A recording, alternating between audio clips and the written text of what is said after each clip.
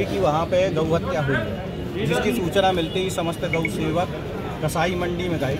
वहाँ मौके पे जब गए तो वहाँ पे अंदर तो खैर जाने नहीं दिया, पुलिस वहाँ पे मौजूद थी। लेकिन जैसे ही अंदर जाने का प्रयास किया तो मुस्लिमों द्वारा, जो वहाँ के कसाई हैं, जिसमें मुस्लिम कुरैशी पूरे मॉब को, पूरी भीड़ को लीड कर रहा था, उसके साथ सोनू टहलका करके एक कसाई है जो कुछ दिन पहले छतरपुर क्षेत्र में वाइट स्कॉर्पियो से गोली चला के भगा। उसका सीसीटीवी फुटेज मेरे पास उपलब्ध, वही हम आपको उपलब्ध करा देंगे। गौ सेवकों पे पुलिस के सामने जानलेवा हमला किया इन्होंने। हाथ में बम लिए थे, तलवारें और चाकू लिए थे।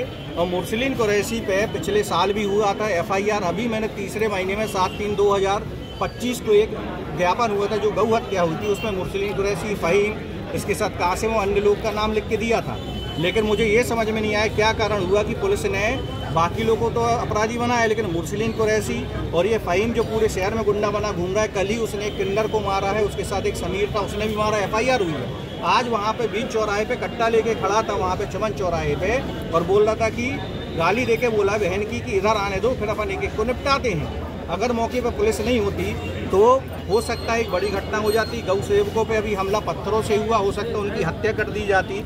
लेकिन बड़ा सवाल ये है कि प्रशासन यहाँ से गौ हत्या, गौ तस्करी, सारा कुछ हो रहा है। रजपुरा के जंगल इससे अछूते नहीं रहे हैं। रजपुरा में आज भी कंटेनर से अंतर्राज्यीय गौ तस्कर गिरोह काम लगातार कर रहा है, लेकिन इसके ज्ञापन दिए, लेकिन रोक नहीं है। अभी मैंने वो वाला ज्ञापन भी आपको उपलब्ध करा रहा हूँ मैं। हम लोग इस मांग को लेके आए हैं कि जब उधर पे कसाई मंडी के अंदर पुलिस चौकी स्थापित हो चुकी है तो कसाईयों की इतनी हिम्मत कैसे आ गई, या कोई गांधीवादी नोट का काम चल रहा है कि वहाँ पे नोट चल रहा है इसलिए काम नहीं हो पा रहा है। लगातार गौ हत्या, गौ तस्करी हो रही है। इसके पहले भी कसाईयों ने गौ सेवकों पे हमला किया है, लेकिन पुलिस जिस तरीके से, यहाँ का प्रशासन जो ढीलाशाही कर रहा है, अभी 200 से ज़्यादा अवैध घरों और बूचड़ खानों के नोटिस जारी किए गए थे नगर पालिका द्वारा, लेकिन क्या बताएं कि कसाई मंडी के अंदर एक भी घर नहीं गिराया गया। अभी मैंने सुना है, आज ही मुझे पता चला है कि यही कसाई जो आतंक अपराधी हैं, लूट, चोरी, गौ हत्या जैसे अपराधों में लिप्त है, ये सारे हमारे यहाँ के कांग्रेस एक नेता है पुराने, मुकेश नायक के घर गए थे कि उन्हें गौ इसको बंद करने के लिए कुछ खोलना है, इनको परिवहन के लिए परमिशन चाहिए। तो हमें तो पता है कि कांग्रेस हमारी विरोधी विचारधारा की पार्टी है और गौ हत्या और गौ हत्यारों को संरक्षण देती है।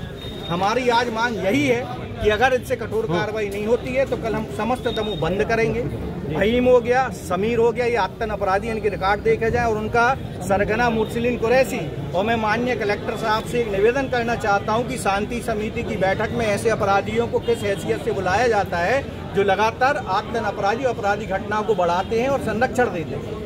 आप लोग बड़ी संख्या कोतवाली पहुंचे, क्या मांग रही है? हमने मांग करी है कि जिस घर के अंदर ये पशु मिला है और अवैध पशु मिला है, और वहाँ के जितने अवैध घर हैं, सारों पे बुलडोजर पहली फुर्सत में चलाया जाए। हम समस्त हिंदूवादी संगठन और सामाजिक लोग मिलकर आज निर्णय करेंगे कि आने वाले समय में अगर इनके घरों पे बुलडोजर नहीं चलता है, और जिस तरीके से इनके हौसले बुलंद की खुले हथियार लेके पुलिस के सामने खड़े थे, जब इनके सामने पुलिस कुछ नहीं तो आप समझ सकते हैं कि एक आम आदमी की क्या स्थिति होगी। बड़ा सवाल है कि प्रशासन ने हमसे कहा कि तुम्हारे गौ सेवक उस जगह क्यों गए, तो हम दमोह प्रशासन से और भारत सरकार और मध्य प्रदेश सरकार से भी ये सवाल पूछना चाहते हैं, क्या मुस्लिम बहुल क्षेत्र में हिंदू का जाना वर्जित है? क्या वहाँ आतंक अपराधी रहते हैं तो क्या वो भारत देश से हट के एक अलग हिस्सा बन गया? क्या उसको पाकिस्तान या बांग्लादेश घोषित कर दिया? उसकी घोषणा कर दी जाए कि उस क्षेत्र में हिंदू संगठन या हिंदूवादी लोग पासपोर्ट बनाकर जाएंगे, जिसकी परमिशन ये आतंक अपराधी कसाई देंगे, ये घोषणा कर देनी चाहिए।